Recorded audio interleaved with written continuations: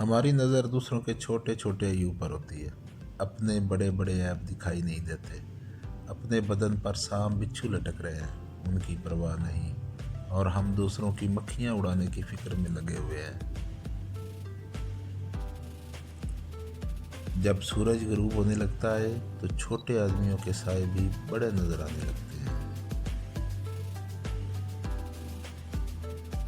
انسان ایسا غافل منصوبہ ساز ہے کہ یہ اپنی ساری پلاننگ میں کبھی موت کو شامل ہی نہیں کرتا۔ ہر چیز اپنے وقت پر ہی اچھی لگتی ہے۔ نیکی کمانے کا وقت جوانی ہے۔ افسوسناک بات یہ ہے کہ ہم اس وقت نیکی کرتے ہیں جب برائی کے قابل نہیں رہتے۔